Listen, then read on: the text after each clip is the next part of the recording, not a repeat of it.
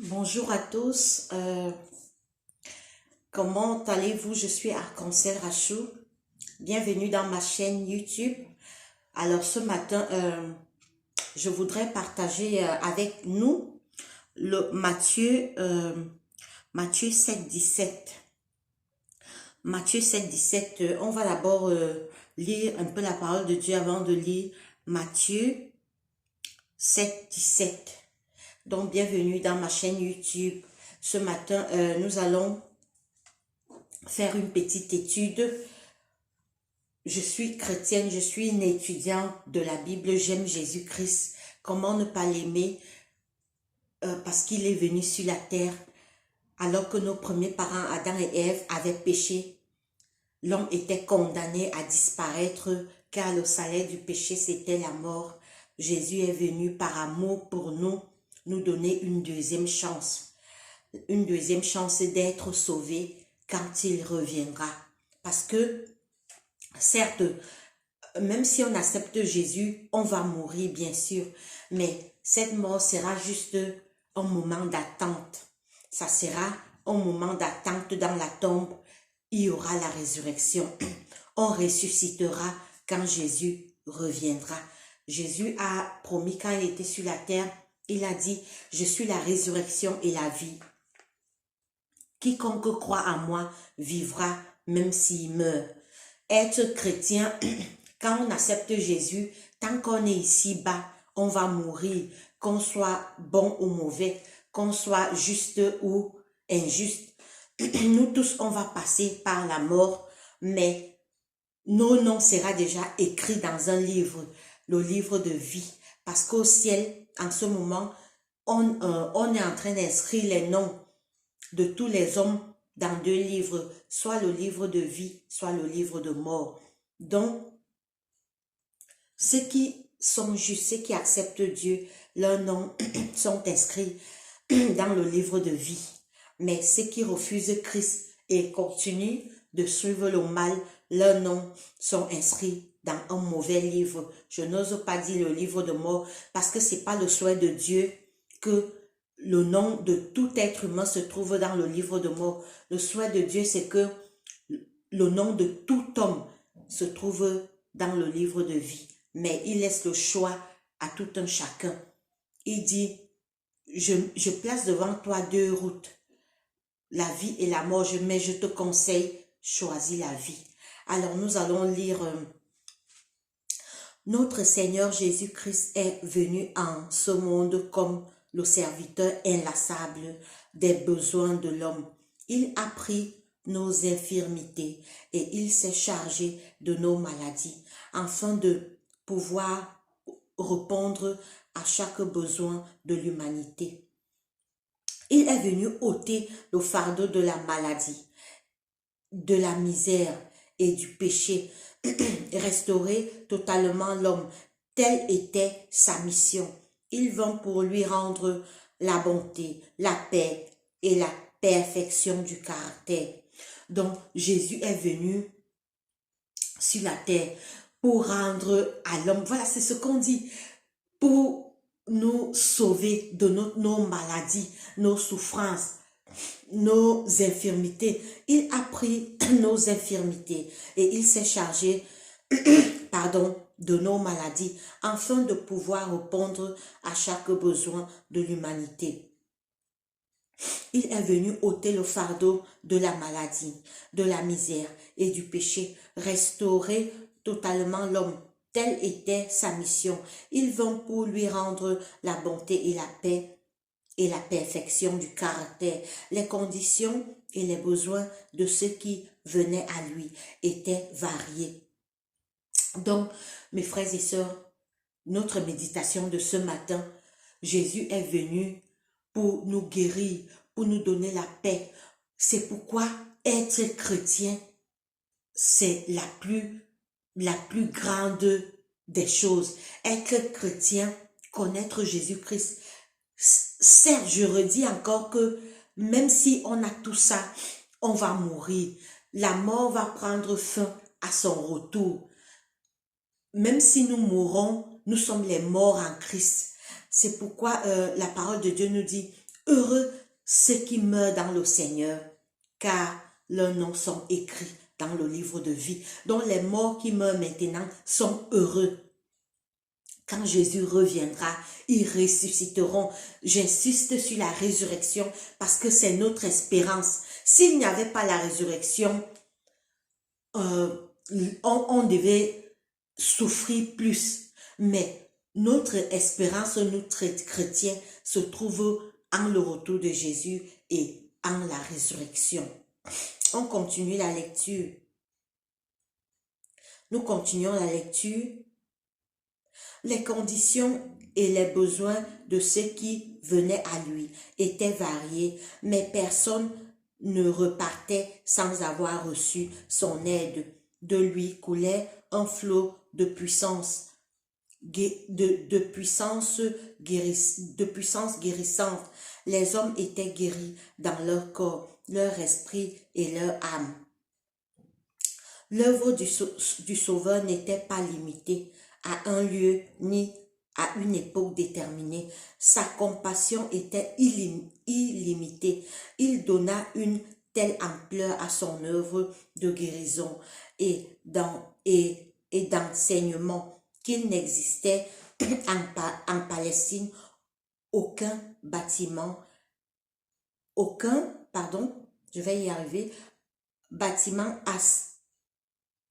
enseignement qu'il n'existait en Palestine aucun bâtiment assez vaste pour contenir les multitudes qui se pressaient autour de lui. Les hôpitaux, c'étaient des flancs de collines verdoyants de la Galilée, les voies de communication, les bords des mers, les synagogues et tout autre lieu où les malades pouvaient lui être amenés. Donc la parole de Dieu nous dit que quand Jésus était sur la terre, il guérissait les malades, tout le monde venait parce que en Jésus, il y avait la paix, l'amour. Les gens trouvaient les paroles d'amour, les gens trouvaient l'assurance à ses côtés, aux côtés de Jésus. Les gens écoutaient l'amour parce que Jésus disait toujours aimez-vous les uns les autres, pardonnez-vous les uns les autres. Il guérissait les malades, ceux qui étaient tristes retrouvaient la paix, la sérénité. Donc mes frères et sœurs, quand Jésus était sur la terre, il faisait du bien. Et où est Jésus maintenant? Il est dans le ciel. Et on peut avoir toutes ces choses que les gens de son époque ont eues. On peut toujours l'avoir à notre époque, en 2020, par la prière. Nous sommes malades. Nous prions, Seigneur, guéris-moi. Seigneur, je n'ai pas le travail, donne-moi le travail. Seigneur, je n'ai pas la paix du cœur, donne-moi la paix du cœur. Il n'a pas changé. Ce Jésus qui était sur la terre est le même. Il est le même. Il écoute les prières. Et on peut le joindre à notre époque juste par la prière. Quoi qu'on a, si on est triste, Seigneur, viens dans mon cœur. Touche mon cœur, mets la paix dans mon cœur. Si on a des mauvaises pensées, Seigneur, éloigne-moi des mauvaises pensées. Donne-moi les pensées pures. Aide-moi à ne pas avoir les mauvaises pensées. Aide-moi. On parle comme ça à Jésus à travers la prière. La seule arme, le seul moyen de communication que Jésus nous a laissé avant de retourner au ciel, nous préparer des places. Parce qu'il va revenir nous chercher bientôt. Mes frères et sœurs, Jésus revient. Jésus reviendra nous prendre. Il est allé nous préparer les palais. La Bible nous dit que les rues seront d'or pur. Mes frères et sœurs, croyons à cela. Et avant de partir, il nous a laissé les signes. Il a dit que quand vous verrez ces choses commencer à arriver, sachez que je reviens bientôt. Et en 2020, nous voyons ces choses, mes frères et sœurs. Les guerres, les bruits de guerre, les tremblements de terre, la violence, les assassinats, les pandémies comme le coronavirus qui s'est passé. Tout ça, c'est les signes annonciateurs du retour de notre Seigneur Jésus-Christ. Jésus revient bientôt. Préparons-nous. Nous continuons la lecture. Nous continuons la lecture. Ces hôpitaux, c'étaient les flots des collines verdoyantes de la Galilée, les voies de communication, le bord des mers, les synagogues et tout autre lieu où les malades pouvaient lui être amenés. Dans toutes les villes, cités ou villages par lesquels il passait, il étendait les mains sur les affligés et les guérissait. Quand il rencontrait les âmes prêtes à recevoir son message, il les reconfortait en leur donnant l'assurance et l'amour. Amen. Mes frères et sœurs, quand Jésus était là, il donnait aux gens l'assurance, l'amour, ce qui était triste, il les reconfortait, il leur donnait les paroles douces, les paroles d'amour. Oh, mes frères et sœurs, combien ce monde est rempli de tristesse, de violence, les gens nous méprisent, les gens d'autres nous lancent les insultes. Allons vers Jésus. Nous retrouverons la paix, le réconfort auprès de Jésus. Jésus vit, il existe, il est au ciel. Et le moyen de communication qu'il nous a laissé, mes frères et sœurs, c'est la prière. Nous allons arrêter la lecture, nous allons continuer ici. Voilà, de l'amour et de leur Père Céleste. Tout le jour, il se penchait sur ceux qui venaient à lui. Le soir, il accordait son attention à ceux qui, pendant la journée, avaient travaillé pour gagner la pitance de leur famille. Jésus portait le poids écrasant de la responsabilité du salut des hommes, à moins d'un changement radical dans ses principes et ses abus. L'espèce humaine était perdue. Jésus le savait. Je vais reprendre un peu plus haut. Jésus portait le poids écrasant de la responsabilité du salut des hommes. Donc Jésus, mes frères et sœurs, Jésus portait le poids écrasant de notre salut. Il savait que s'il baissait les bras, l'humanité devait être perdue. Donc, mes frères et sœurs, on ne sait pas le poids que Jésus portait. On ne sait pas le poids qui pesait sur Jésus parce qu'il fallait qu'il le fasse. Sinon, l'humanité était perdue. Jésus portait le poids écrasant de la responsabilité. Donc, Jésus avait une responsabilité. C'était un poids écrasant, mais il devait le faire. Il devait porter cette responsabilité. Sinon, l'homme était perdu. Jésus portait le poids écrasant de la responsabilité du salut des hommes, à moins d'un changement radical dans ses principes et ses buts. L'espèce humaine était perdue. Oh, mes frères et sœurs. Donc, si Jésus avait failli à ses principes, l'humanité était perdue. Donc, s'il tombait un peu dans la tentation de dire qu'il va un peu mentir, il va un peu jouer avec le péché, comme nous on joue avec le péché de nos jours, l'humanité était perdue. Donc, c'était sa responsabilité de tenir ferme, d'être un exemple pour nous pécheurs. Donc, si Jésus s'amusait, l'humanité était perdue. Nous voyons ce que ça l'a coûté de nous sauver. Mes frères et sœurs, pourquoi nous le refusons? Pourquoi malheureusement, de nos jours en 2020, beaucoup de gens ne veulent pas Jésus. Ils veulent seulement les plaisirs de la terre, les plaisirs de la vie. Mes frères et sœurs, alors que Jésus, regardez ce qu'on a lu. Il guérissait les malades, ceux qui étaient tristes, il leur donnait le réconfort. Il portait ceux qui avaient une dure journée. Il leur donnait l'assurance, il leur donnait la paix du cœur.